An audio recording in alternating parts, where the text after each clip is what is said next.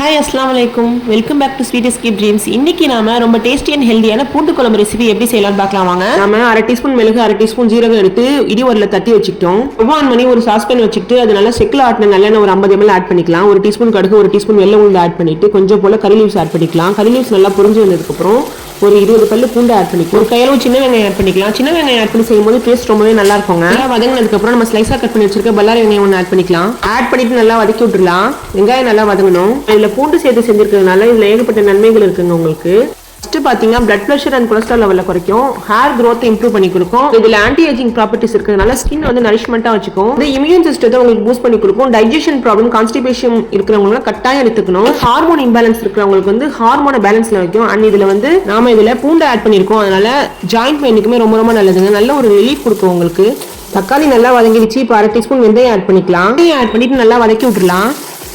குழம்புல நம்ம நல்லெண்ணெய் சேர்த்து செஞ்சிருக்கோம். இது உடம்புக்கு ரொம்பவே நல்லதுங்க. வாரத்துல 2 தடவை நீங்க எடுத்துக்கணும் செஞ்சு. வெங்காயம், தக்காளி, பூண்டு இதெல்லாம் நல்லா வதங்கினதுக்கு அப்புறம் நம்ம ஸ்பைசஸ் ஆட் பண்ணிக்கலாம். அரை டீஸ்பூன் மஞ்சள் தூள் ஆட் பண்ணிக்கலாம். 1.5 டீஸ்பூன் வந்து மிளகாத்தூள் ஆட் பண்ணிக்கலாம். 1.5 டேபிள் ஸ்பூன் மல்லித்தூள் ஆட் பண்ணிக்கலாம்.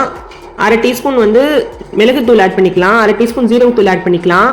அதோட 1 டீஸ்பூன் போல சாம்பார் பொடி ஆட் பண்ணிக்கலாம். அப்புறம் நாம பூண்டு குழம்புக்கு தேவையான அளவு உப்பு ஆட் பண்ணிக்கலாம். நாம இதுல ஆட் பண்ணிருக்க ஸ்பைசஸ் எல்லாமே இந்த மாதிரி நல்லா மிக்ஸ் ஆகி நல்லா எண்ணெய் பிரிஞ்சு நல்ல இந்த மாதிரி கன்சிஸ்டன்சி வந்ததுக்கு அப்புறம் நம்ம புளி ஊற வச்சிருந்தோம் ஒரு நெல்லிக்காய் சைஸ் அளவு. அரிசி களைஞ்ச தண்ணியிலே கரைச்சி எடுத்துக்கிட்டோம். அதை வந்து நம்ம ஆட் பண்ணிக்கலாம். இப்ப ஆட் பண்ணிட்டு ஃபுல்லா மிக்ஸ் கொடுத்துட்டு ஒரு 5 மினிட் போல நம்ம மூடி வச்சு குக் பண்ணி எடுத்துக்கலாம். ஸ்டவ் நம்ம மீடியம் ஃப்ளேம்ல வச்சு தாங்க செய்யணும்.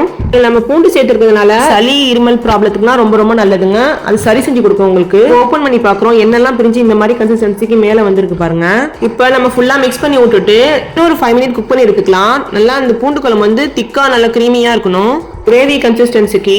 அண்ட் இதுல வந்து நாட்டு சக்கரை லாஸ்டா ஆட் பண்ணி கறி லீவ்ஸ் கொஞ்சம் ஆட் பண்ணி சர்வ் பண்ணிடலாம். ஒரு டீஸ்பூன் போல நாட்டு சக்கரை ஆட் பண்ணிருக்கேன். உங்கள்கிட்ட வெள்ளை இருந்தா கொஞ்சம் ஆட் பண்ணிக்கோங்க. டேஸ்ட் பாத்தீங்கன்னா வேற லெவல்ல இருக்கும்.